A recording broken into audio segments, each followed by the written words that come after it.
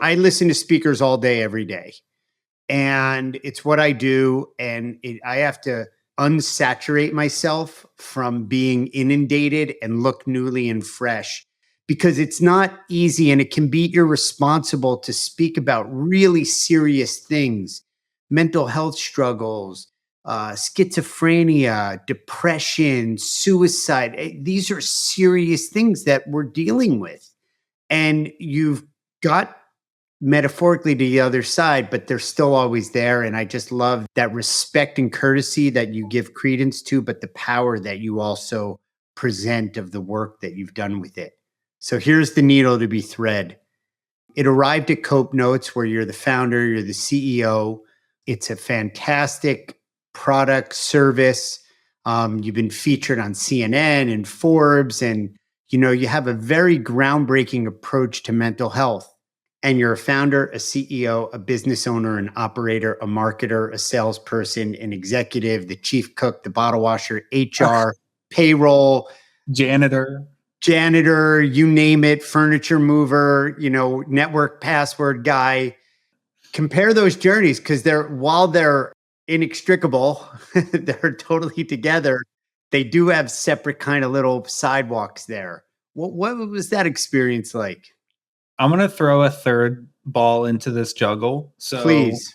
I am also still making music. Like I'm in the studio later today. We released a new song at midnight last night, like a few hours before this recording. So I am shocked at how God has woven all of these seemingly disparate things into like one cohesive life of advocacy. Because if you look at what does it look like? I'll just take one experience. So I was abused. I was sexually abused in my early 20s.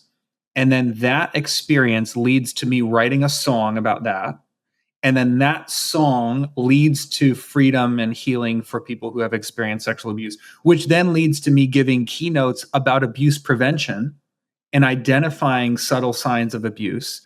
And so then now there's text messages in the Cope Notes library about identifying abusive patterns and then protecting ourselves when we identify them. So it's like God will take an extremely challenging and traumatic experience and then create like blooms of freedom and hope and healing through all. It's not like, oh, I was abused and then it turned into a keynote. It's like, that's great. But also it turned into music. And then we made t-shirts. We did a partnership with the human trafficking prevention organization. Like I'm talking fruit upon fruit upon fruit upon fruit from this awful experience. And if you look back at my life, Seth, you see hundreds of examples of like this one awful thing that no one should ever have to endure, then being transmuted into work through advocacy, work through keynotes, work through the company, work through partnerships with community organizations, work through music,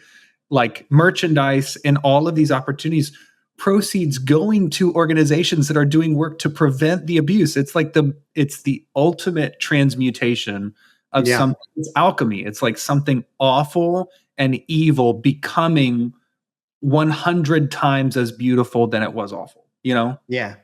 And it must be, and you can speak to it, where every cylinder of your self-expression, every piston, if we can use, because you're a car person, is firing. There's the creative, clear, core desire and appetite to impact and make a difference, educate, and all in this kind of frame and context of artfully taking it all on. It's just so beautiful. And I think that's why people are hiring you as a keynote.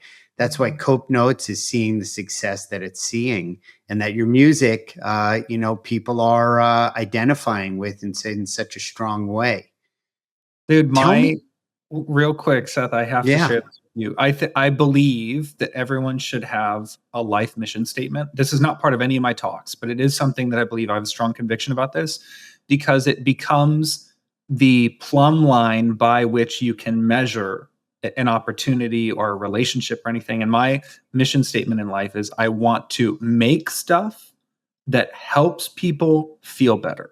That's it. So if I'm faced with an opportunity, I check, like, is this an opportunity for me to make something? So maybe it's a record, maybe it's a merchandise collaboration, maybe it's a keynote, maybe it's a text message for Cope Notes, maybe it's a new company, something I can make that will help somebody. I want this to help somebody, or else it's not interesting to me. And will it help them feel better? If it checks those three boxes, I take the opportunity seriously. If it doesn't, I Wow. don't. And I think a big reason why why I can look back at my life at all the awful things and see the fruit that they've created is, like, I checked it against that. Like, can I use this? Like, even using losing my home.